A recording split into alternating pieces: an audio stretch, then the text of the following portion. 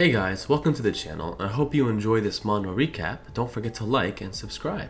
Thanks. We are introduced to a small cast of characters seemingly all in the same situation. Carl, the mercenary, Lai, the woodworker, Grit, an antique salesman, Jenna, a girl living in the forest, and Han, a farmer. All of these people are confused on where they are or how they got here. The landscape is unlike anything they've ever seen. Is this some sort of dream? The group tries to figure out the situation, but no progress is made, and they only start to argue. But all of a sudden, a mysterious fairy-looking girl asks what all the commotion is about. She tells them that their master is about to open a rift, so get ready to fight. This just confuses the group even more, as no one here seems to have any battle experience. She informs them that if they listen and stay in line, they won't be hurt. Carl gets assertive, wanting to know if this fairy is the one who brought him here, as he readies his sword. He will get the answer from her even if it requires force. The fairy tries to warn him not to touch her, but Carl wants to teach her some manners. He winds back his sword to swing, but the moment it makes contact with the fairy, his throat is slashed, severing his head from his body. A notification appears that the 2-star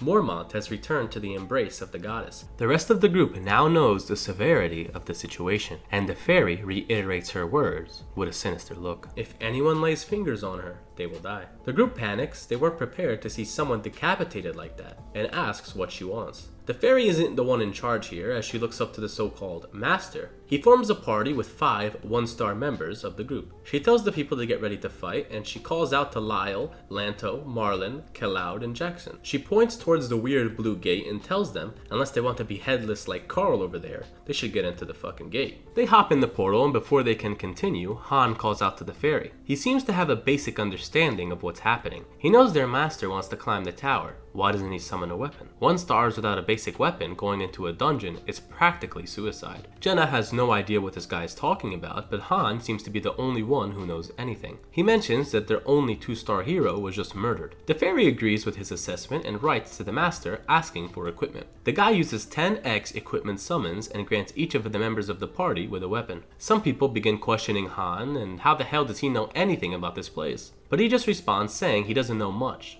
He's only been here for less than an hour, and the only thing he knows for sure is that if they don't catch on quick, they will be sure to die. He tells them to grab a weapon and get ready for battle. The party members start to panic, and none of them have any battle experience. But Han yells at them to first pick a weapon, then worry about what happens after. The group struggles over what weapons to pick, but eventually walks towards the gate. They notice that Carl's body is gone, and they approach the ominous blue gate. They stand there questioning where it will take them, but the fairy just urges them to walk in already. Jenna is still watching Han, inspecting a shield, wondering if he knows something that she doesn't. She asks him why they need weapons and what's with that fairy, but Han just answers vaguely that they need to go into the battlefield and kill enemies, and tells her to go figure out the rest herself. Damn, we already started this manhwa and our boy ain't no simp. Interrupting their conversation, one of the party members has already died and the rest of the party follows suit. Party 1 has been entirely wiped out. You lose. Jenna doesn't understand what is happening, but Han just sits there and ponders the situation, while the fairy is extremely mad. A new party is selected: Han, Jenna, Dazil, Grit, and Gale, and now it's their turn. The old man says he cannot fight, he has arthritis, but Jenna just drags him along, and the new party of 5 walks towards the blue gate,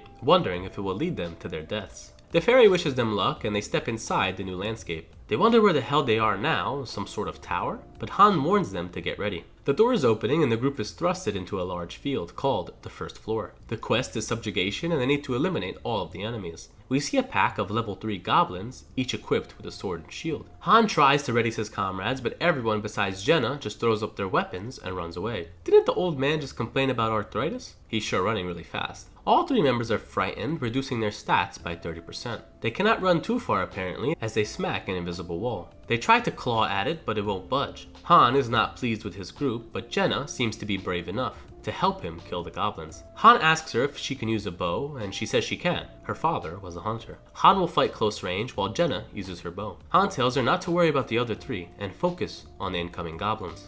Han thinks to himself that he's never really used a sword and shield either, and his in-game name is Han Slat. but his real name is Han Seo-jin, and he thinks he ended up being sucked into a shitty-ass RNG game. The goblin smacks down on his shield, but he braces. We are introduced to the mobile game that Han has been placed inside, called Pick Me Up. It was developed by Studio Mobius, and the goal of the game is to raid the 100 level tower by using heroes and establishing a base and building and collecting materials. Clearing the tower requires numerous resources and many clever tactics. It was only yesterday when Han was on his couch playing this game, and it seems it was the first time the game had an interesting event. You see, heroes range from 1 to 7 stars. Han was an unlucky guy. Even after thousands of free pulls, he was never able to unlock above a level 5 hero, and the item he wants from the event cannot be cleared without a 7-star one, so it looks like he can't participate. Pick Me Up was different from other games. It had a much more hardcore rule set. No matter how much you loved the character, if they died, they were gone forever, regardless of their level.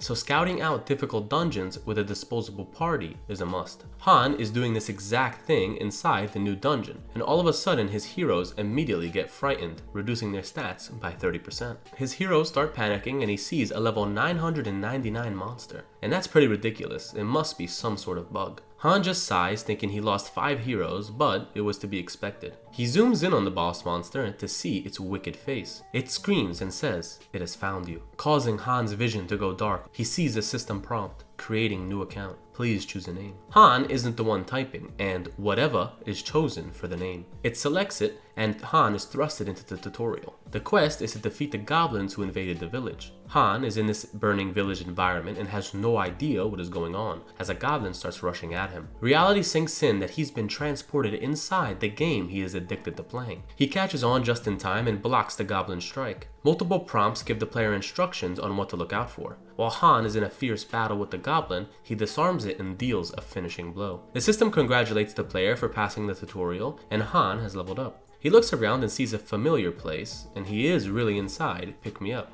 The master is prompted to summon more heroes, and he gets 1 premium summon. He packs a super rare 4-star hero, Shay. Han understands the situation. He's just been summoned, just like her. The new 4-star hero introduces herself, and her class is Knight, with some pretty impressive stats. She greets Han and seems to already be okay with what's happening. Han does the same, telling her his Korean name, but Shay just laughs at this weird last name, Seo-jin. The master, whatever, parties the two up and thrusts them into a dungeon. Shay is butchering the monsters while Han is having a hard time adjusting. She comments on his poor form, but it's to be expected of a level 1 hero, and especially someone who has never fought in his life. They clear the next dungeon and Shay is the MVP and leveled up. Han knows the difference in their power, but his next worry is what would happen next. One way to strengthen heroes in this game is through synthesis. Han realizes what is taking place, as the fairy orders him to get moving. Han knows her as Yesel, which startles her since no one should know her name. He introduces himself, which doesn't match his new character name, Han Slot.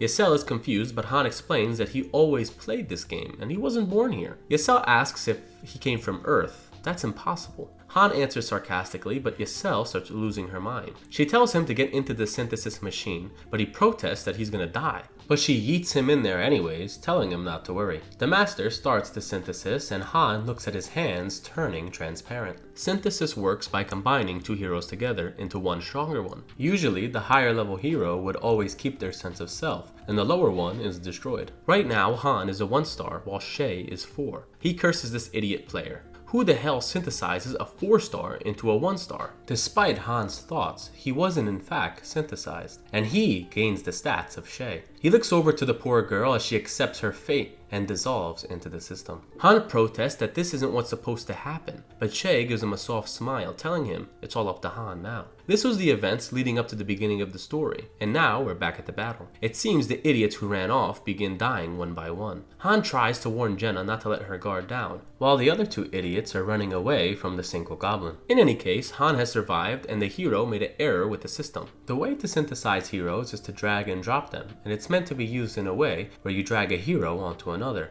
This moron master fat-fingered the button, and that's the only reason why Han is still alive. He curses this shitty RNG game and yells to Jenna, "What about the last 2 goblins?" She only dealt with one, while another sneaks behind and strikes Han. He turns around in a fury and crushes the goblin's skull with his shield. He doesn't know how he was summoned here as Han Slot, but right before entering, he encountered that laughing level 999 monster. It must have been that bastard. But unknowing to that monster, it messed with the wrong guy. Jenna and Han survive the battle, but Han's arm is badly damaged. But he knows it will be healed when they return, so it'll be alright. He informs Jenna that heroes have little say in the game's combat, and battles are done automatically. The game that they're in has 100 million players, with the appeal being that one could watch over the battlefield like a god, as Han looks up to the giant eye of his so-called master. He smiles and asks him if it's fun. He also enjoyed this game, crafting items, coming up with strategies, discovering new spells, and different equips. He tells the master not to give up, even if it is a shitty game, because he's unlocked a special player. Han was ranked 5th in the world with the name Loki and is a master of mysteries and vows to survive until the very end. The stage is cleared and Han is the MVP and the master gets some basic materials. Han has come to accept his new condition and there's no time to lament. He was reborn as a level 1 hero and is currently making use of the training grounds. There is 2 ways to die in this game, through synthesis or through combat. He needs to raise his level. 1-star heroes are basically useless in this game.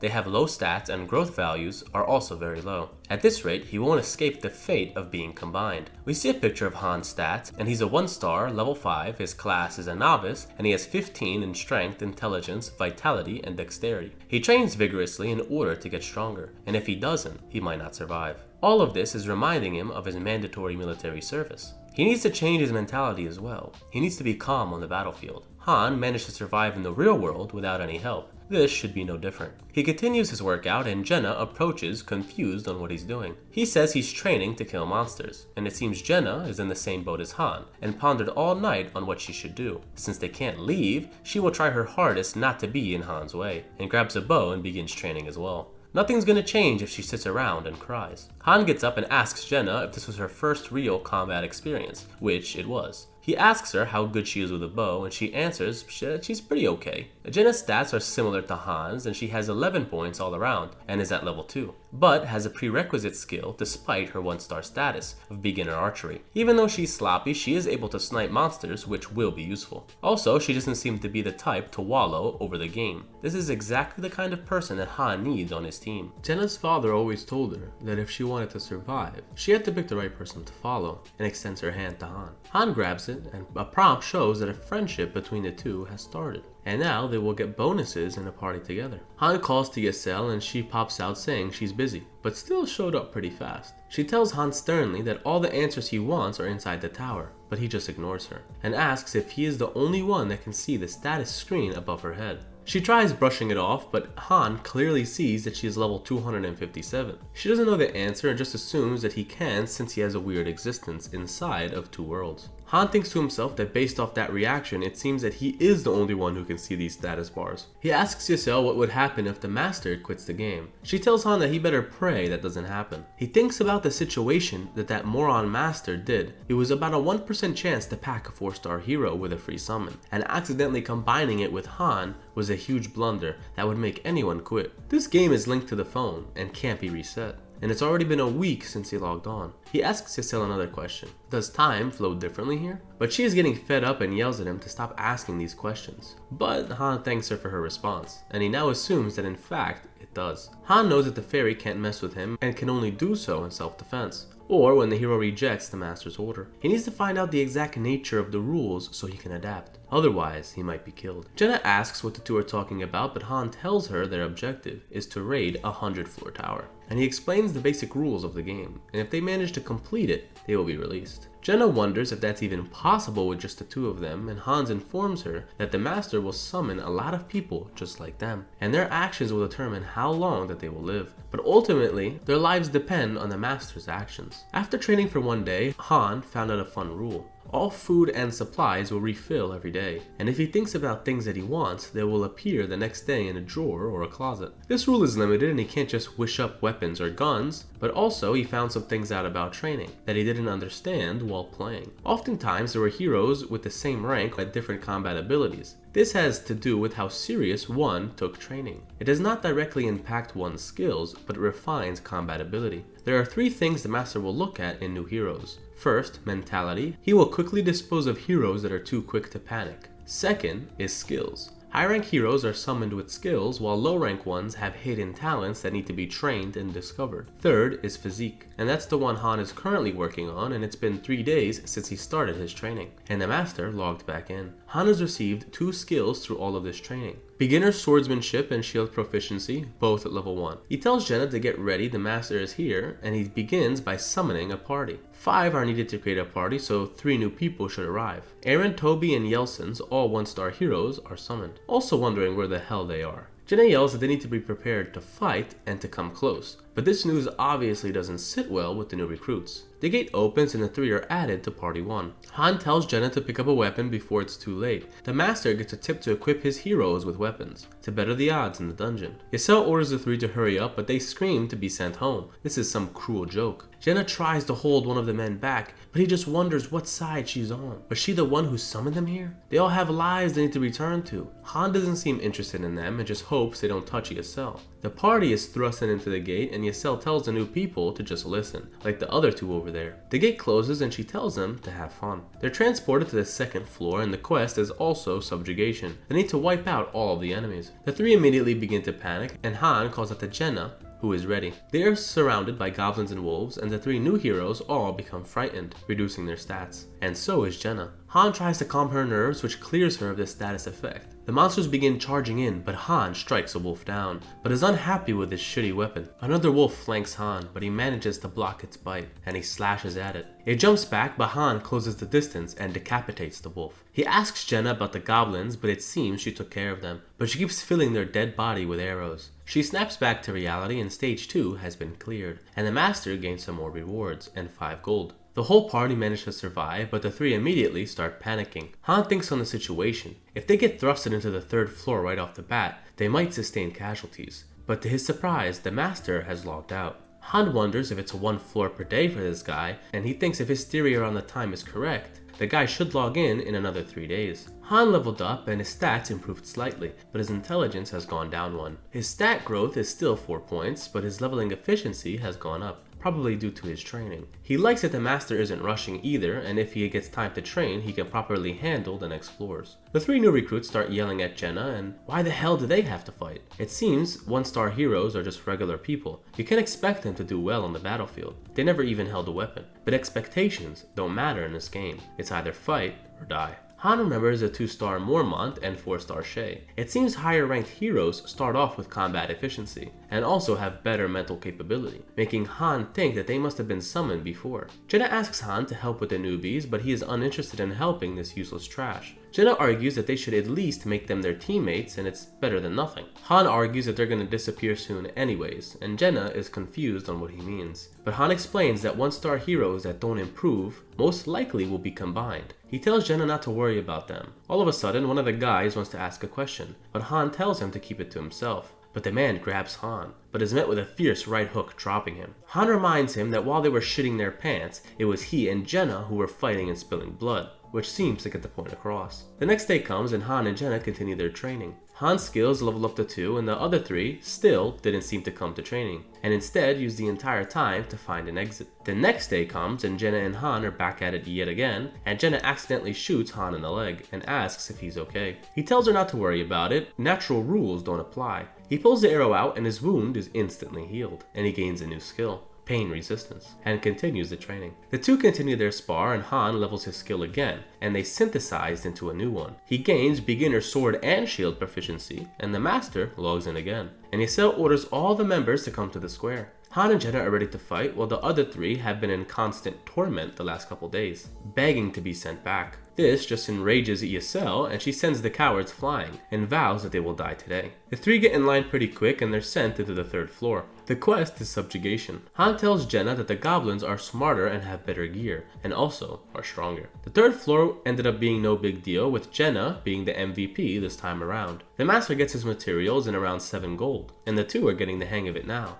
Jenna questions why the other 3 won't fight, but Han doesn't really care, and doesn't want to split XP with them anyways. A tip pops up saying when dealing with disobedient heroes, he can spin the Wheel of Fortune, and they will become better behaved. The master challenges floor 1 again, and the party is transported back, and it's the same group of goblins, and the stage is cleared easily, with Jenna being the MVP. The master is not going to let them rest if they keep clearing the floors so easily, and goes to this 1st floor yet again. They clear it, and the master challenges the 3rd floor right away. After this, Han and Jenna are exhausted, but gain tons of experience. be. They exit the tower, wondering how long they will have these 3 useless teammates. And as Han has predicted, the master has grown tired of them too, and has opened the synthesis chamber. Han bids these morons farewell. If you can't adjust to the situation, then this is your fate. Han thinks that in this cruel life, you need to take the chances that you have been given. The master is not clueless and can see who is active in battle, and who doesn't contribute. He adds Han and Jenna to his favorites, and they are ordered into the synthesis room.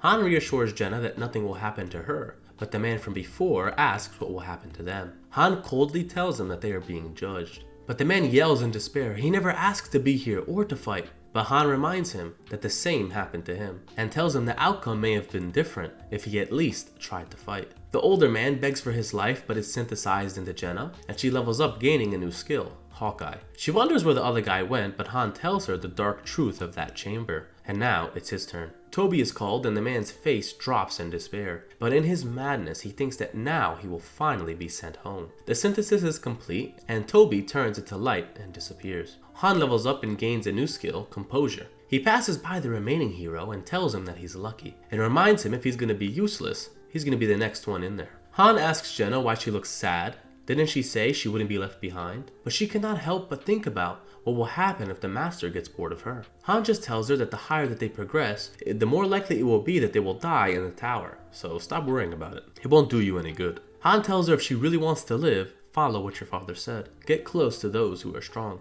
The next day comes and Han continues his training, and Jenna comes and bows, asking Han to take good care of her. She listened to his advice from yesterday and swears to listen to him, without question. Han doesn't know how to react to this, and tells her as long as she is diligent, there shouldn't be anything to worry about. But all of a sudden, the remaining player, Aaron, yells asking to join the training. He apologizes for his mistakes and knows he was only being an anchor to the team. From now on, he will trust and fight with them. He doesn't want to die. Han asks how he can trust this man, but he says he will beg on his knees if he has to. Han hands him a spear and asks if he's fought a monster before, and he hasn't before coming here, just like Han. The spear is the easiest weapon to pick up due to its long range. Han asks if the two know the difference between long, medium, and short range. Jenna excitedly answers that a sword is for close range, a spear is for medium, and a bow is for long. Forming a party of these different ranges is the most effective way to survive. Han readies his sword and tells the man to get ready. He did ask to be taught, and Han never used a spear, so the best way to learn is through battle. Just be thankful you have an opponent to fight. Han only had scarecrows. Aaron closes his eyes and swings his spear, but Han kicks him in the chest, telling him not to close his eyes during battle. Aaron grabs his stomach in pain, but Han reminds him that if he was a monster, Aaron would have died just now. Jenna wonders if Han is being too harsh, but Han reminds the two that they will be left behind if they can't keep up. He asks Aaron if he has a family, and Aaron tells him that he has a little sister at home. He points his sword towards Aaron's neck, asking what would happen if he's unable to return. It'll be painful to die to a monster, or to be combined. If you don't have the courage to survive, give up. Aaron grits his teeth and Han is happy with the spark the man has in his eyes. The master logs in and builds a forge for 500 gems. Han has unlocked free roam and goes into a quiet corner and calls to Yasel. She gets angry with Han, making her become his little assistant, and tries to punch him. Han is tired of these useless beginner tips and asks if Yasel has the ability to go on the internet and interfere with the system. Yasel's hobby is actually surfing the web, and she sends the master tips that he is using to progress the game. Han tells her to send him a tip that is popular on the forum, one posted by Loki. Yasel is shocked that he knows who this is, but Han reminds her that he was a user after all. She mocks him, saying he was probably a noob and is nowhere near her idol Loki. Han just laughs and asks if she really likes Loki, and she confidently states that she does. He is the best player who cleared all of the impossible content. Han apologizes for the news, but he is in fact Loki. Yasel laughs nervously, asking what the hell he's talking about. But Han tells her his account number, and due to the risk of being hacked, only the master and the server admins have access to this code, and tells her to check it for herself. She does and realizes that what he's saying is true, and asks him for an autograph. She is even a VIP member of a fan guild, Ragnar Loki. This is the first time that Han has ever heard about that, and she tells him that it's Loki's fan cafe, and his signature is needed to become a VIP member. But this is the first time Han has ever heard about it. Yasel is now questioning her entire life and regrets the way she's been talking to Han this entire time. She apologizes, but Han doesn't care.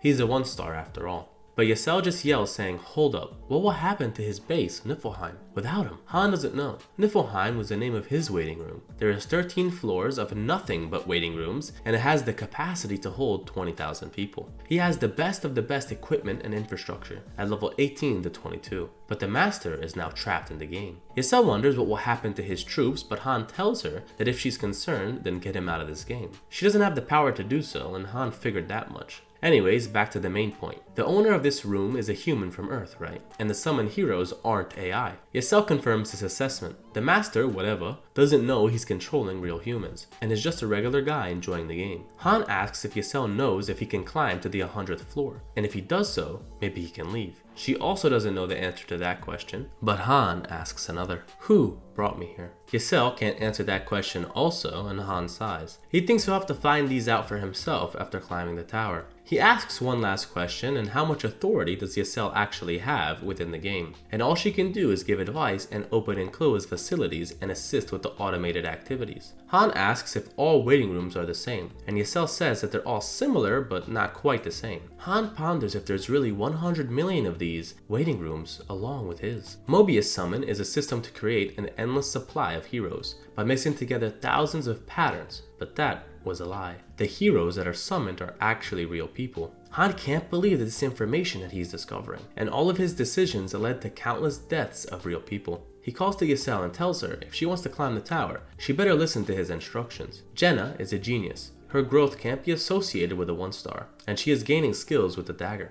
despite never using it. Eren, on the other hand, is sluggish and might die soon. Han goes back to the two, and Jenna just finished whooping Eren's ass, confident in her own ability. Jenna asks if it's time for him to teach his #1 student, but Ysel pops out of nowhere saying, who the hell does Jenna think she is? Ysel is his #1 student, and the two begin arguing. Han grabs Ysel and tells her to get back to work, and Ysel keeps screaming inside of Han's hand, and he is regretting telling her the truth. Nighttime comes and they approach the warehouse and ask Ysel to open it. Han enters and takes 6 iron ore, 3 leather, and 4 wooden planks, and asks Ysel to open the forge. It's time to upgrade their equipment. After speaking with Ysel, Han learned that his existence in the game is half that of a hero and half master. He approaches the forge and Ysel questions what he will craft. He selects a very difficult weapon. He receives several penalties that the forge is a low level, and the artisan is not present, and he has no blueprints, and the success rate is atrocious. Would you like to proceed? Han says to switch it to manual, and the game prompts him to choose a puzzle difficulty to improve the odds of success. He picks the hardest one, Ultra Hell, and the puzzles are mini games that the masters play. Not all of them do this, but the rewards are quite worth it. Han sees a different computer-like environment and has a time limit of 3 minutes. Han doesn't know what shape to make at first, but he has done this many times. The system prompts him to start and he begins grabbing small cubes at a rapid speed. And after some time, he gets a system prompt, super success. Han has made a well-forged iron longsword. Ysel is in awe of his creation, a very good early game weapon. Han continues crafting and has an ultra great success and crafts a balanced short bow. He continues and crafts another ultra success and finishes a sharp long spear. And for his last piece, he crafts a solid steel shield. He stretches after a hard night's work and all the weapons he made are C rank. He can't be too disappointed with the materials that he had available. Any more crafts than this will be too noticeable. He doesn't want the master getting any misunderstandings. The next day comes and the three are thrusted into the 4th floor, testing out their new weapons, and Eren and Jenna are shocked with their new equipment. But nonetheless, the master is asking too much of this party of 3, and not even giving them 2 more heroes. Han asks Jenna to take care of the harpies as they rush in at them, and Eren gets the frightened debuff. But Jenna smacks him back to his senses, warning him that he'll die if he panics like that. Han charges in, telling the two to get their head back in the game, and they clear the stage, and Eren levels up.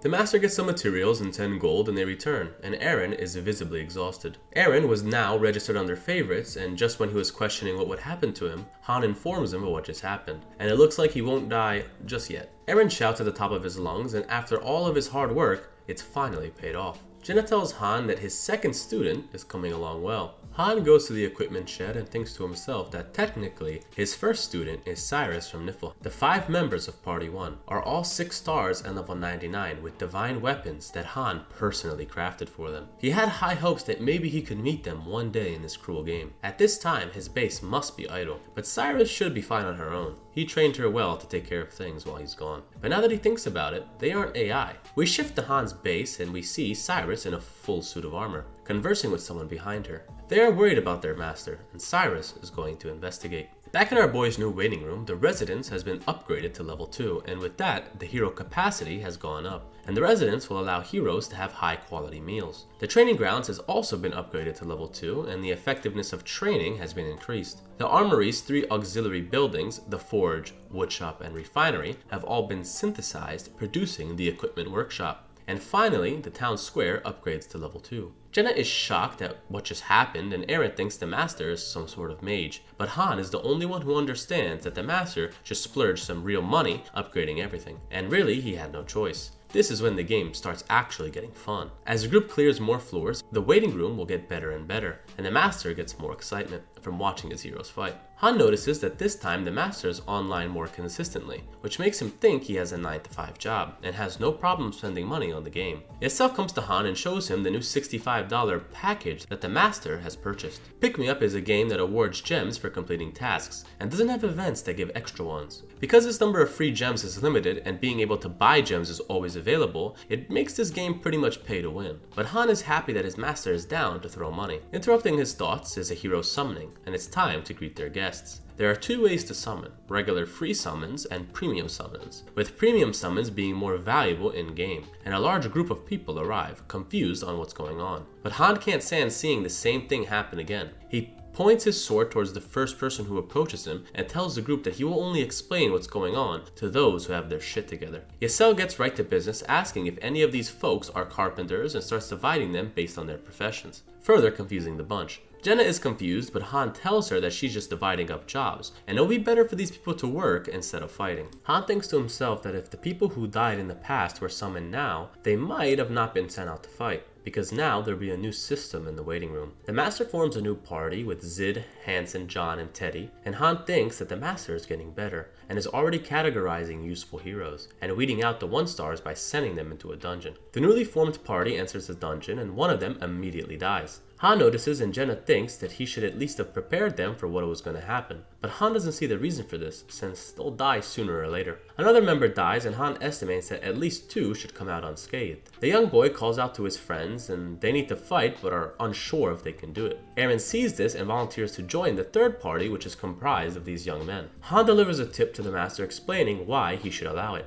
Han gives a last piece of advice to Eren as he walks into the dungeon, telling him that helping is fine, but make sure they can take care of it themselves. Eren nods his head and enters with party 3. Jenna yawns and complains about eating potatoes all day, but Han scares her, letting her know that the god of this world is always watching them, but tells her not to worry too much about what she says. The master cannot directly hear their voices, but gets a condensed message, as we see 1-star Jenna and Han complaining about the food. Party 3 comes back without any casualties, and Eren didn't do much. He only killed 1 goblin, and lets the kids get used to battle. Han signals everyone to go to the residence to take a break and eat, and everyone is in awe of the new building that actually resembles a real kitchen. Maybe now they can eat some steak. Han reminds them to calm down, don't expect too much just yet, and the man designated to be a chef brings out a bowl of potatoes, and it seems he was lying about his culinary ability. Han looks over and sees his stats and notices he has no culinary skill. He looks around at the crowd and sees a fine girl named Chloe and promotes her to chef. Dolph was demoted, but Han makes sure to remind him not to lie about his skills again, or he's gonna end up like the party that just died. After a while, Chloe comes up with a variety of potato-based dishes that leaves everyone excited. Han calls to all the new people, telling them to listen,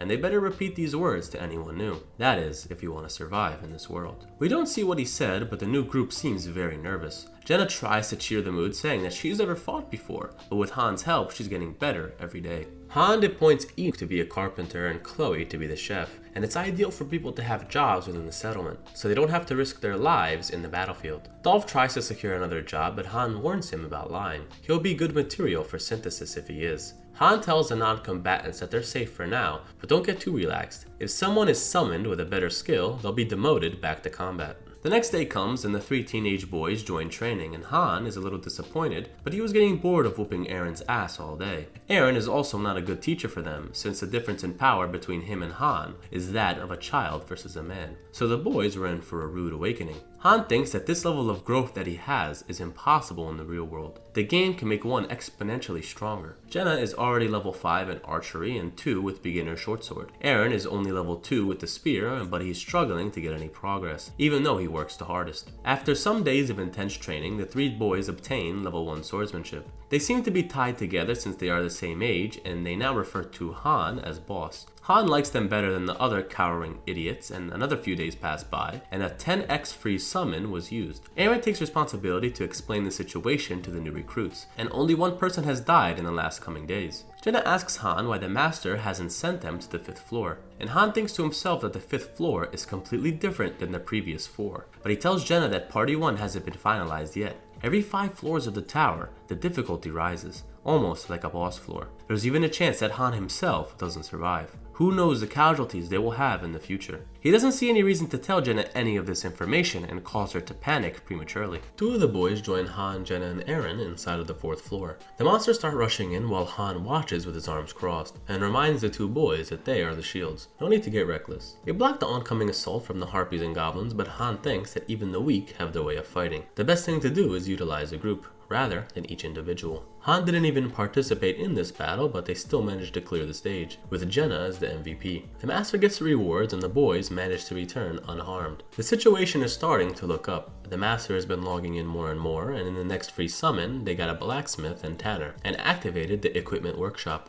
All these new additions work together with the carpenter to produce E-rank swords and shields that are distributed to the new recruits. But only the main party received the high-tier equipment. 3 people, including Dolph, who didn't train and tried to run, were used as synthesis material. A few days pass by, and the boys are anxious to try the 5th floor. The group walks towards the gate confident in their abilities, and they travel to a new location, in a torn-down city. Han is looking over the landscape and thinks to himself that this situation isn't ideal. The quest type isn't subjugation. Zid screams after seeing a decomposed corpse, and Eren and Jenna ask why this level is so different. But Han coldly reminds the group that the previous floors were just a warm-up, and the real battle starts now. He asks if Jenna can climb the bell tower, and she does so, but sees an army of goblins rushing towards them. Han asks for the exact amount, and she just screams that there's over 1,000 of them. The quest type of this floor is to survive, and Han orders Jenna to come down. He tells the group of the new quest type, and they're looking around, but it seems they're unable to hide inside of buildings. Han is desperately searching to find a defensible position, and he tells the group that they need to survive for only 10 minutes, and it's doable. In his mind, however, Han curses his luck, as the real timer is 30 minutes. He doesn't want to share the exact information with his teammates so they don't lose morale, because when this type of quest is offered at lower floors, the survival rate is only 9%. It isn't hard for higher floors, but right now it's known as a hero grinder for level 1 heroes. Han quickly tries to take the group into an alleyway, trying to find something to work with. They enter, and Han says that this is where they'll hold their ground. Han says the number of goblins don't matter if they're forced into choke points. Han will handle the left entrance, Eren will handle the right, and the 2 boys will take the back. He tells the boys to fight in turns and take time to recover. Jenna is on standby for each entrance and is instructed to save arrows, and not to fire until told. He quickly orders the men to try and build barricades. If one side falls, they all will die. The timer will only start once they come into contact with the goblins, and right on cue, the first one sniffs them out. The barricades aren't finished, and they'll have to use the goblins' corpses to make a wall. Han cuts down the first one, but a horde begins to fill the passageway. Han notices their attack pattern and tells the group to exploit this weakness. The goblins keep rushing in, and Eren desperately confirms with Han that they only need to hold for 10 minutes, right? Han yells, telling Eren to trust him, but in reality, there's only 26 minutes left. He hopes he doesn't die in a place like this. Han continues his assault and tells Zid to switch with Hansen, and Han himself is starting to lose stamina. The others are already drained. Han needs to conserve his energy, and he kills each goblin with only one strike. He tries to comfort his party, telling them that the goblins are weak and not to let up, but there's too many of them. The goblins don't feel fear no matter how many of them die. They just keep swarming. Han calls for the boys to switch again and tells Jenna to assist them. Eren continues chopping down goblins, wondering if it's been 10 minutes yet. Han lies, saying that only 5 has passed, but all of a sudden, Zid is struck and is bleeding. Han calls for Hansen to switch and tells Hansen not to worry about Zid. If they survive, they will all be healed. Just hold off the goblins. Zid starts to cry, but Han comes in, telling him to man up or they'll all die here. He tells Jenna to stop his bleeding and continues his assault on the goblins. Hansen's sword is beginning to dull, but Han tells him to use the blade regardless, and if it breaks, use your shield. He orders Jenna to switch with Eren, and he tells him that there's 3 minutes left. He orders Hansen to switch with Zed and Jenna to assist them. She uses her remaining arrows on that side, and Zed tries to call a switch with Hansen, but he's pierced in the stomach and is in a critical condition. Jenna starts losing her control. She doesn't know how to help Zed. Hansen tries to call for the switch, but doesn't know that Zed is still on the floor. Han is desperately trying to hold his side down, but is getting overrun. He tells Hansen to take care of the other passageway, but a message pops up that Zed has died. He lies to Hansen saying that he's only resting and to get back into the fight. He tells Jenna to forget about Zed and continue fighting the goblins as well. She gets a skill awakening, increasing her short sword level to 3, and gained nimble movement. She asks how much time is left, but Han says that he cannot check and just keeps fighting. We get another notification that the spirit of heroes awaken in the most dire situation. Han's beginner sword and shield raised to level 5, his pain resistance to level 2, and his composure leveled twice to 3. Hansen is stabbed and is bleeding, begging to be saved, but a swarm of goblins descend on him, and he too has returned to the embrace of the goddess. Han quickly orders Eren and Jenna to move with him. There's no time to mourn. The two wonder if they're gonna die in this dungeon, but Han orders Jenna to climb the wall behind him. Han and Eren hold the enemies at bay, and Jenna reaches the top. He tells Eren to get up there too, and he will hold the line. As he's climbing, Eren is stabbed in the leg. Han leaps at the goblin, killing it in a single blow, and he cuts off Eren's leg to free him so he can move up. But now Eren is bleeding and will lose health quickly. Han tells Jenna to pull Eren up, but the goblins are swarming on top of each other to reach their position. The goblins are about to overrun them as Han and Jenna try to stab at them as they climb up. Jenna drops Eren's spear in her own panic and tries to use her feet to kick the goblins down, desperately trying to know how much time is left. Han says 30 seconds. He tells them to hold out a little longer, but a pair of hands grabs Han. He goes to slice at the goblin, but he is stabbed in the stomach. He is shocked but regains his grip and uses his anger to kill the two goblins that are on top of him. That's not all, however, because Jenna is also bleeding and the entire goblin horde starts to descend on Han. He laments in his despair, only being able to get to the 5th floor. This isn't fair. He struggled this whole time just for this. Why? Why me, he screams, as his eyes fill with rage. They turn black and he catches a second wind. He won't die like this, not on the 5th floor. He starts butchering the goblins around him as he gained a new skill awakening, berserk. He orders these bastards to come at him, and his body is screaming in pain, and every breath is becoming hard. But he yells to these little shits to come at him. If they want to kill him, he won't break, and will never fall. He slashes at the goblins wave after wave until eventually his sword breaks. But even that won't stop him as he lunges in again, but the timer reaches 0. And right before he was surrounded and killed, the floor is cleared. The master receives 5 gold in materials, and Han, Jenna, and Eren level up. Han is the MVP, and a new daily dungeon has been unlocked. The three return to the waiting room, and Eren passes out, and all Jenna can do is laugh. She asks for a hand, and it seems they survived after all. She asks if the next floors will be just as hard, but Han tells her that that one was just unique. Han curses himself. If he trained Zid and Hansen a little bit longer, they would have been fine. But even a seasoned party would have struggled. The three come out, and the last of the group of boys goes to greet his boss, asking where his friends are. But Han just informs him that they died. Now, Party 1 has 2 vacant slots. Han goes to his room and collapses on the bed. He never intended on being sentimental when someone died. Death will be with him every time he goes to these floors, and he needs to get used to it. He did gain a new skill, berserk. But he thinks to himself that composure and berserk cannot coexist. The fact that he has them both has to be a bug. Composure lets him hold on to his sanity, but sacrifices it in exchange for more power. This is probably because he is a master and a hero. But he can't think about it anymore today. Tomorrow, he will train again. For now, he just needs some rest. The next day comes and Jenna is training hard and Han is surprised that she's up so early. Usually, she sleeps in. But after the 5th floor, Jenna realized her own weakness and she also gained skills through combat. Eren struggled through the entire dungeon and didn't get a skill. Han begins his training and thinks that his growth is limited to 5. We see an update of his stats and he's level 9 with 23 strength, 11 intelligence, 21 vitality, and 21 dexterity. And once he hits level 10, he should advance to a 2-star. But interrupting his thoughts, Jenna starts feeling his abs, but our boy ain't no simp and just bonks her on the head for interrupting his training. He questions how she can be so shameless in public, especially after what happened yesterday. Eren didn't come to training and he's probably mourning his 2 students' deaths. He was close to them after all. The boys and Eren were the only ones training with passion. The others in the grounds only do so to avoid being synthesized. Sid and Hansen have some potential, but they're gone now. Eren joins Han and Jenna apologizing for being late, and curses himself saying if he was just a little bit stronger, maybe his students would have survived. but Han reminds him that they died because they were weak. There's nothing else to it. We zoom out and Han has been in this world for a month, but most likely only 10 real-life days have passed. He analyzed the Master's log in Windows, and the time difference between the two worlds is about a factor of 3.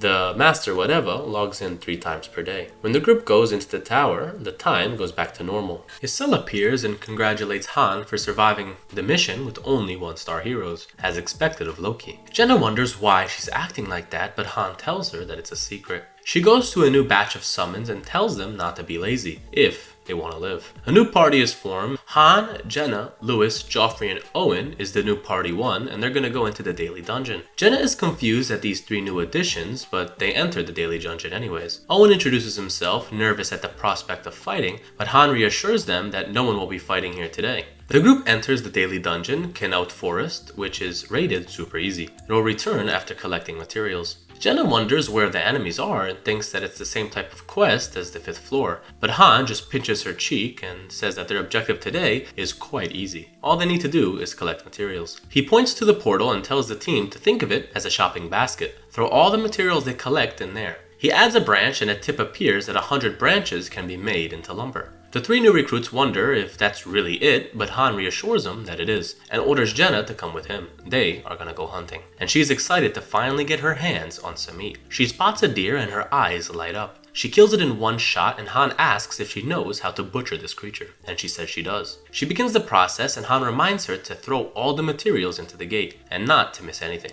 He goes on further into the forest and spots a beautiful waterfall. He checks the time and he has about 32 minutes left, and when that timer is up, they'll automatically be transported back. He looks around the pond and spots his prey, the queen of the forest, a rare monster that only appears in the forest in this time of day. It contains a low-grade attribute stone that is a useful material. They don't always spawn, but Han memorized all of its spawn points. He pounces on the group of beasts and kills the lesser ones, leaving him and the queen one-on-one. Han points his sword at the monster, urging it to come at him. The 3 stooges see something approaching from the forest and scream, thinking that it's a monster, but are surprised to see that it's only Han, returning with the corpse of the queen. He drops it down and asks Jenna to help him butcher it, and she's in awe of this deer's size. She tells Han that she brought 2 deer and a boar herself. She questions why Han brought the head as well, since it's not so tasty, but Han is interested in the horn, and he can't cut it himself. Jenna starts butchering the creature and gains another skill awakening, acquiring Hunter of the Forest.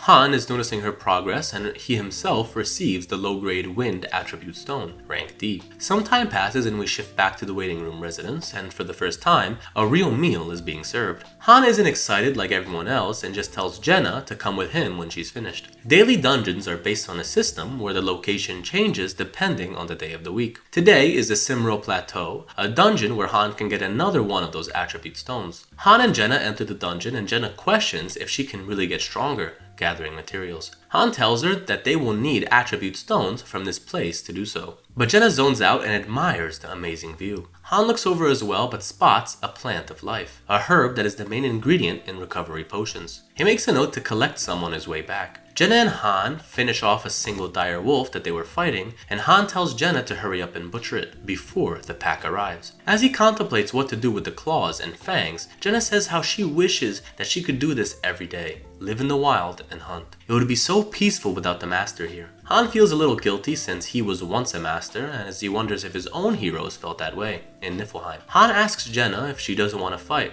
It's not like she's forced to. He can set her up with a profession. But Jenna is steadfast and will follow Han until the very end. We time skip to a few days later and the newly formed party with Dika is being sent to the 6th floor. The quest type is search. They need to investigate the landscape. Aaron is confused and starts questioning where the enemies are, but Han tells him to be quiet and stay down. His 3 party members take this order too literally and start crawling on the floor. Han scouts the area and notices that it's clear for now, and wants to get an ambush on 3 level 8 goblins camping out. Before they do, one of them has a horn and can alert the others. He asks Jenna to climb a tree and she sees a goblin village, and there's about 100 gathered there. Han needs to be careful not to alert that village. He orders Jenna to snipe the goblin on the right, and Aaron to throw his spear at the goblin that he baits in, and tells Dika to be on standby. The ambush begins and Jenna and Aaron kill their targets, and Han slices the head of the goblin trying to use the horn. We get a stage clear notification and awards are given. Dika wonders if that's it, and Han tells him that there's still more to do, and goes forward to scout ahead. Even though this is a random floor,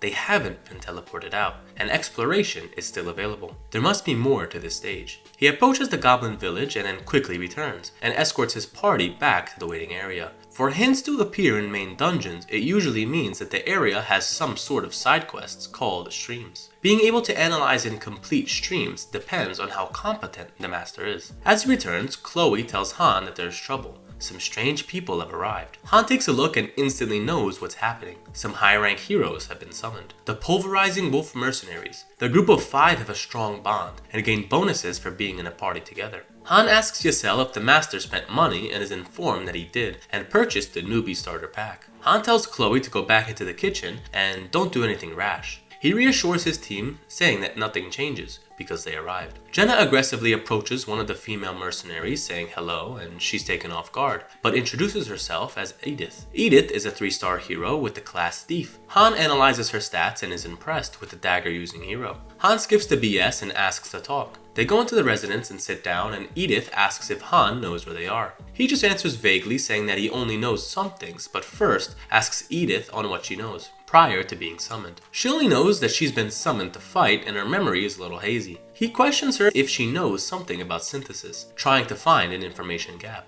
between lower and higher level heroes. She remembers being part of a mercenary group, but that's the last thing that she remembers, and ever since then she woke up here. Han is impressed with the group that was summoned, but Ysel interrupts the conversation, telling the mercenaries it's time for them to be useful. The master is calling. Jaqen, the big dude with an axe, is asking who the hell's calling for him as he eats a drumstick from the kitchen. Chloe tells Han that Jaqen is carelessly taking food from the pantry and is eating enough for 5 people. Jenna gets frustrated and Han bites his lip, knowing how this group will act moving forward. Party 5 is renamed to the Pulverizing Wolves, and they're being sent on their first mission, with Avant being their leader. One of the villagers starts getting worried, telling Han that something feels off about this group. They spawned in with weapons. Han says that he also has a weapon, but the man continues that it still doesn't feel right. They don't look like good people. Han thinks that this causing commotion is not ideal, but the group is strong. They are sent into their first assignment while Han watches, asking Jenna what she thinks. She seems to only like Edith, and Han asks the man what he wants him to do about these new arrivals. Protect you? The man loves that idea, but Han isn't about to protect anybody for free. Han reminds this man that he is one of the people slacking off in training, so how dare you ask for help?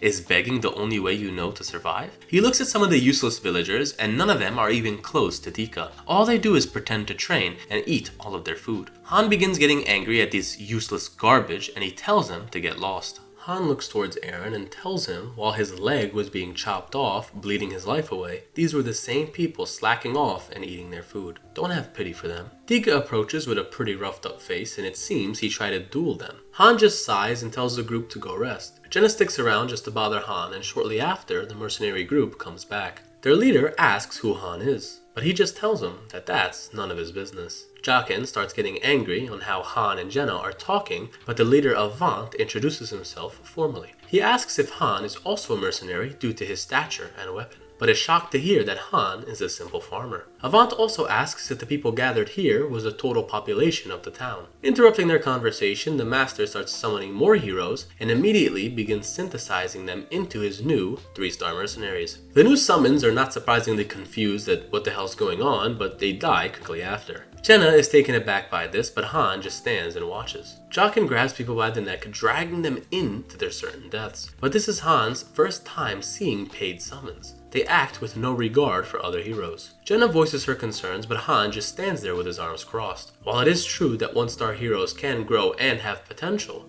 this is the reality for the majority of them. But nonetheless, the master is using 1-stars as material without even examining them first. Jaqen exits the chamber feeling stronger, while more summons are used as materials. Avant orders his men to stop the new summons from trying to run away. Avant turns to Edith, wondering why she isn't following his orders, but she reluctantly draws her daggers. Han quickly talks to Ysel, telling her to send a tip to the master. The tip is to examine 1-stars for potential before using them as synthesis material. Han thinks to himself that he has seen so many things in this new life that it could probably scar him forever. But Jaqen interrupts his thoughts, overhearing the tip, asking if Han means to get in their way. Han smirks and answers sarcastically, and Jaqen is enraged. He swings his axe at Han, but Jenna sends an arrow right past the berserker's head, warning him not to continue. the next one won't miss. Avant feels disrespected, asking if Han means to raise his weapon towards their group, asking if he knows who they are. Han replies that he does. They are a group of trash. 4 out of the 5 members of the group instantly become hostile with Han. Giselle tries to calm the situation, warning them not to continue, but Han tells her not to intervene, but continues talking to Avant. He doesn't think their group is real mercenaries, but instead just some petty thieves. Avant gets serious, asking if Han wants to be cut down, and Han tells Giselle that these type of summons will only get in their way. Sometimes these personalities are summoned regardless of rank or level, and they only cause chaos in the waiting room. Before Giselle can speak, Han challenges Avant to a duel. A tip is shown to the master, and that duels happen to resolve disputes in the waiting room. Avant thinks Han is crazy, but sees he's determined to fight him. Han knows why they are acting this way. They look down on everyone in the waiting room, and they think no one is strong enough to take them on. Han makes a simple wager for their duel.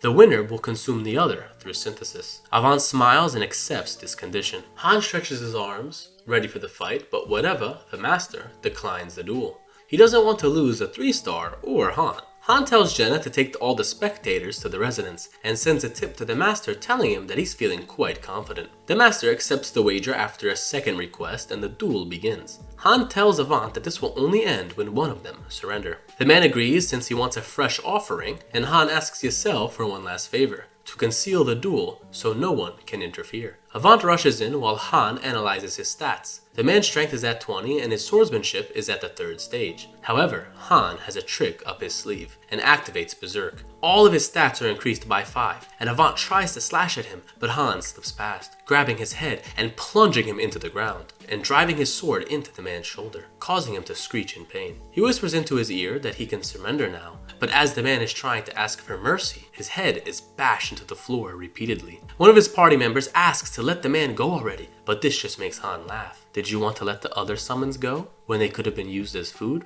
The man tries to yell that it's not relevant, but Han thinks that it is, telling him not to butt in. Avant agreed to this duel, and it will only stop when he surrenders. As Avant tries to muster the word, his head is repeatedly slammed again and again. He grabs him by the mouth, telling the group that Avant is his prey. Him living or dying should be of no concern. One of the members of the mercenary group grabs his sword, yelling that Han is a crazy bastard, and he won't get away from this. Edith looks nervous, but Han asks them if the group really is mercenaries. Edith looks nervous to answer, but reveals the truth, that they are nothing more than bandits. Han asks Edith why she's hanging around this trash, but she nervously answers that she was only listening to her father. Han stops her and tells her to listen to him now. She has 2 choices: to join him or stay with this trash. Jockin is enraged that Edith is even contemplating this and threatens to kill this whore, and Han is enjoying the chaos. Avant tries to reach for his sword, but Han just reminds Edith what happens to trash and thrusts his sword deeper into Avant's arm, causing him intense pain. He looks at her coldly, saying to join him. He needs her.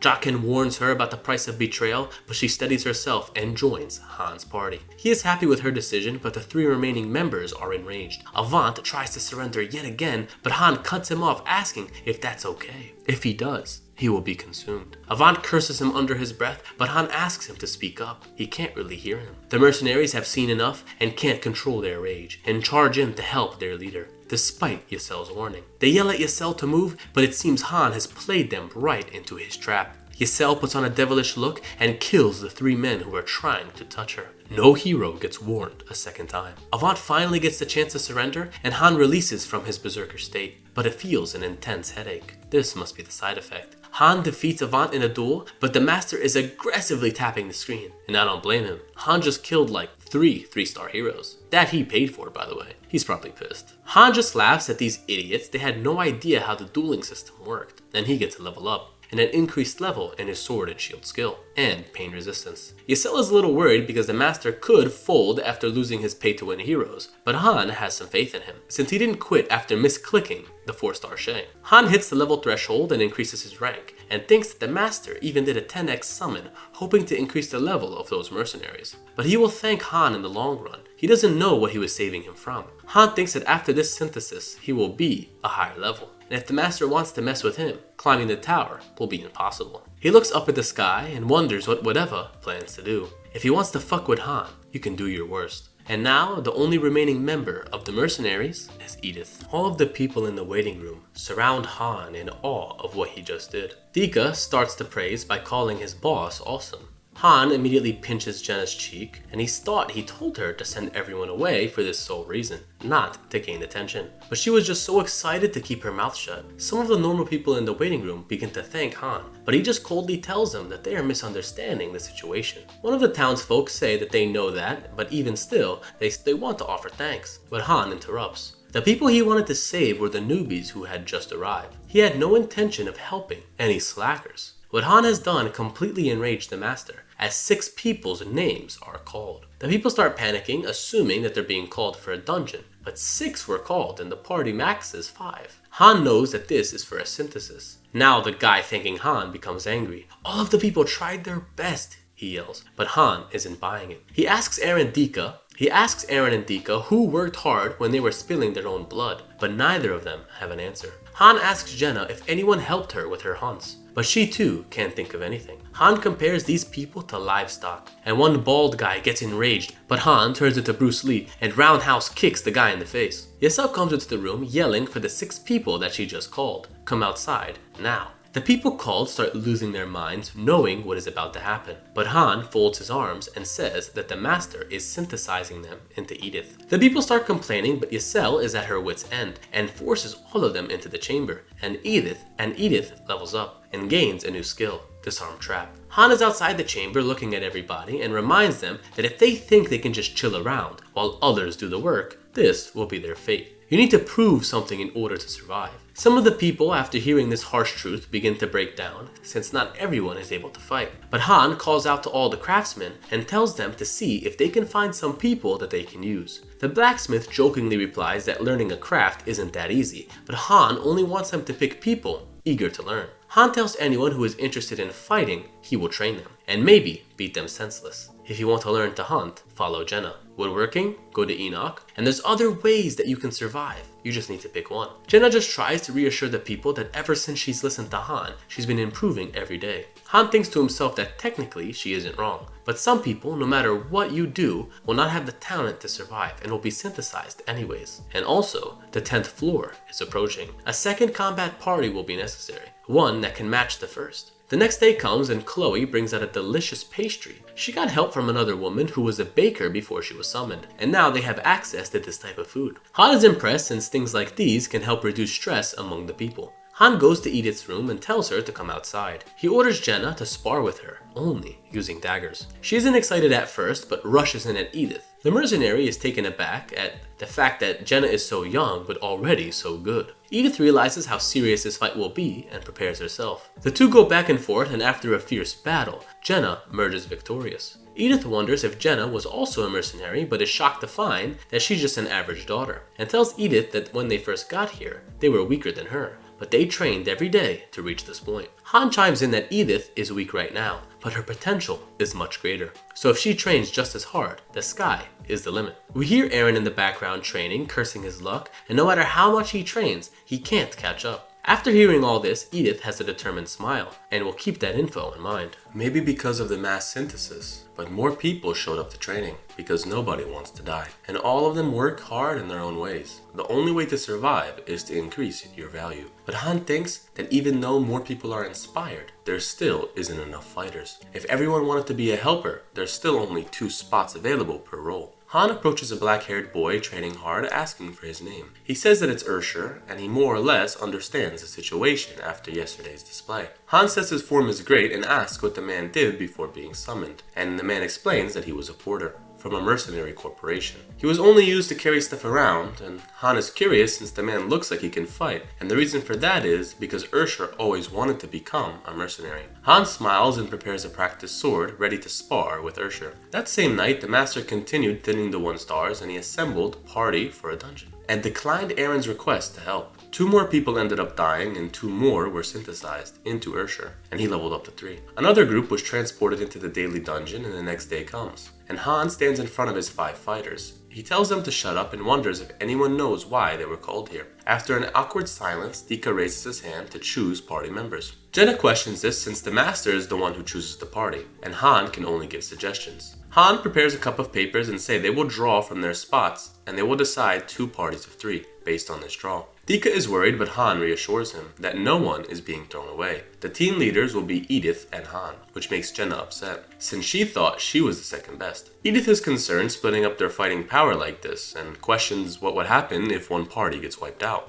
Han sighs, saying that will be up to the master to fill out the remaining slots. The 5th floor was an example to the master. The gaps in the party can be huge and put everyone in danger. They need to start preparing different parties. There are special party quests that could take up to hundreds of heroes, so need to quickly build up 2 squads in the meantime. Han thinks to himself that he hopes whatever knows the trick behind paid summons. Han prepares the lots, and red will go with Han and blue will go with Edith. No need to be happy or sad, the situation will be more or less the same. He has everyone draw, and Aaron and Jenna are back with Han, the OG trio, and Dika and Ursher are with Edith, which makes her a little concerned. She sighs, but she has faith in the men that Han trained. She's going to have to trust him. Han looks over Edith's squad, telling her that if she slacks off, she's going to be left behind. And the 2 parties have been created. Han's party is transported into the 7th floor, and the quest is subjugation. Aaron is confident in this one, but Han tells the 2 to step back. He'll handle this one alone. Han enters berserk and kills every goblin but one. It seems he has a plan. He's thinking about the side quest he experienced on the 6th floor, and it's a good chance it might be a quest chain. Han tells Jenna to leave the last goblin and they'll go searching for clues. Han notices the heavy rain and spots a river, and finally notices a fallen dam. It seems that this was all he wanted to check out, as they killed the last goblin. Aaron levels up and the master gets 10 gold in materials. The group returns and Jenna and Aaron want to go sleep and train, but something pops up that alerts Han. It seems the master purchased another newbie package. Han tells Jenna to bring the drawing papers from his room and orders Aaron to get Edith. The master selects a 2x premium summon. Han thinks to himself that he assumed the master would do another premium summon. People who pay once hardly ever stop there. Once people get hooked on the game,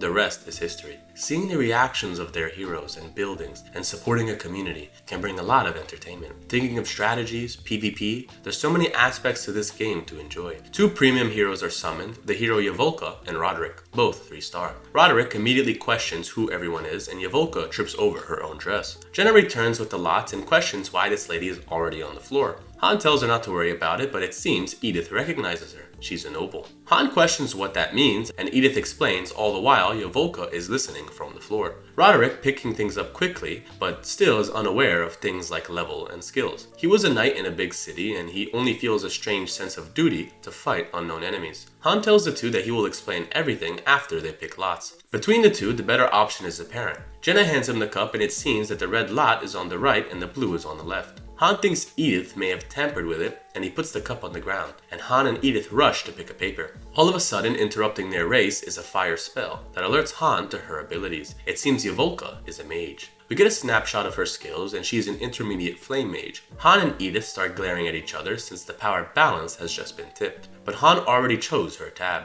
Warriors and rogues can be advanced to 1 stars, but mages are different. They're only acquired through paid summons, and they are very rare. Yoka questions what's going on, but feels that she's being appraised. But Han explains to her that what he is doing is deciding which group she will be joining. She starts to protest, but the knight tells her to calmly think about the situation. Jenna redoes the papers and tells the 2 to pick, but fairly this time, and they draw again and the result is the same. Han gets the mage, and Edith gets the knight. We see another man being dragged away by his cell, screaming that Han said if they tried their best, they wouldn't die. But Han never guaranteed anything, and tells Yoka to head into the chamber as well. 2 people were synthesized into her, and she levels up. Han tells the 2 newbies that can happen to them if they fall behind. Han tells Roderick that he's up next, and he also levels up. The master wastes no time and opens up a rift and tells party 2 to enter. Edith asks Roderick to follow her, and they enter the rift. Han asks Yoka what spells she can use, and she doesn't answer. Han starts to get serious and tells her to answer the question. But it seems she's not okay with the idea of being summoned to a place and being forced to fight.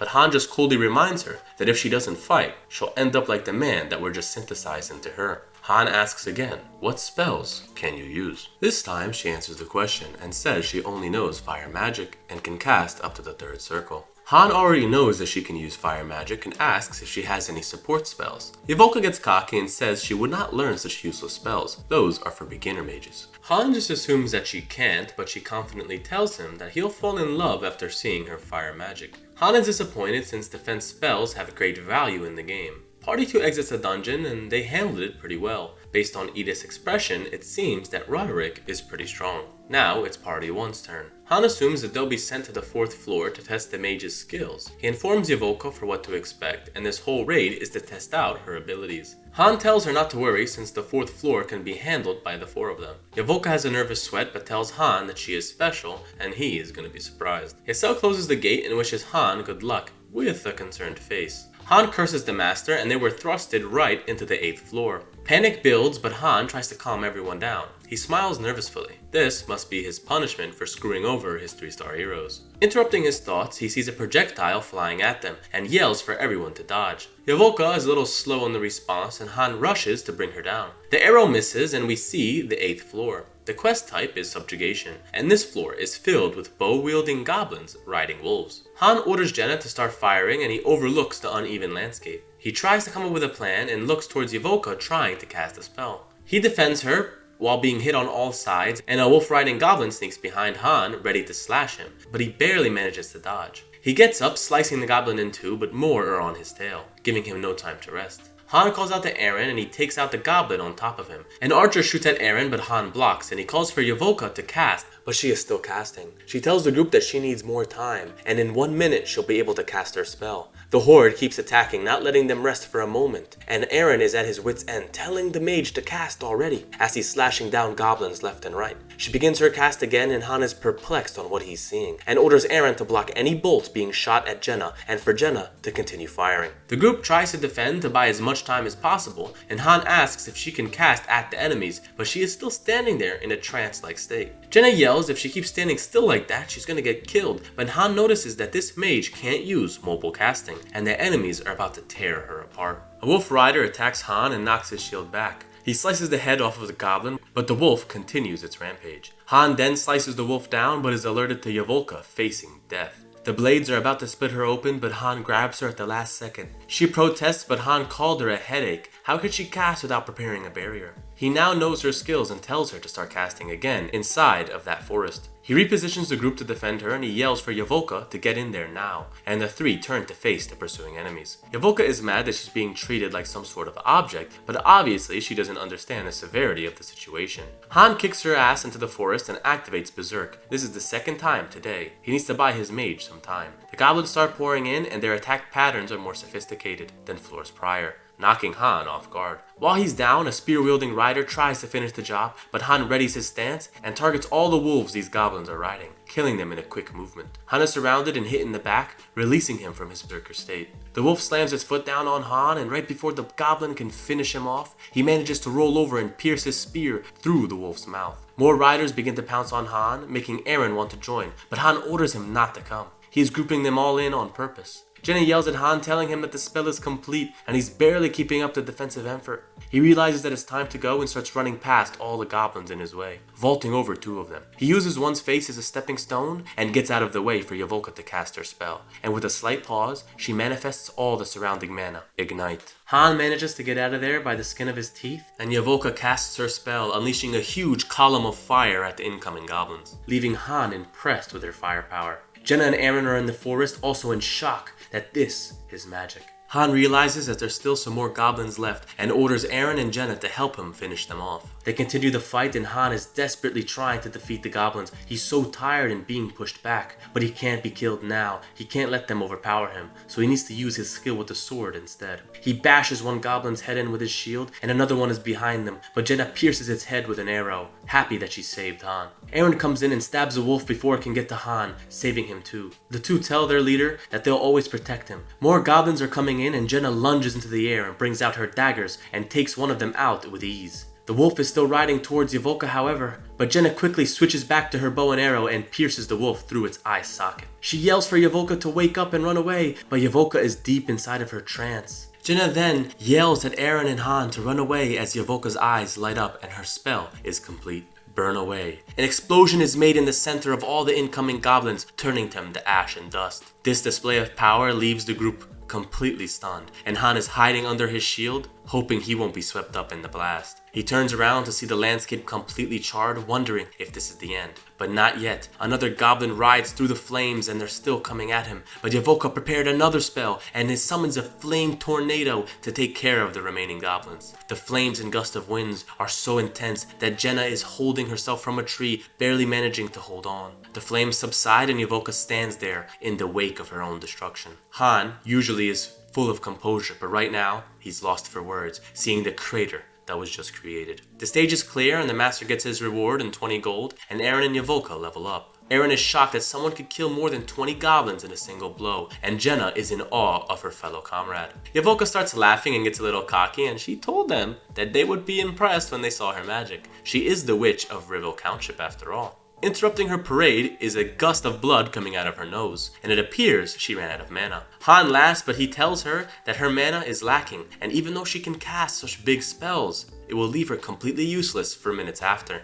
On top of not being able to use any protection or support spells, her other stats besides intelligence are very low. And even Han has got magicians back when he played the game, but he has never seen one quite like this. It's almost like she's a glass cannon. But even though she has her imperfections, Han definitely can make it work, and knows that her firepower will be useful. And that's how the first part of this manhwa ends. Well guys, if you like this video and you want a second part, comment below with the word part 2. Also subscribe to the channel. Hit the bell and like the video. But most important, leave a comment. Until the next video.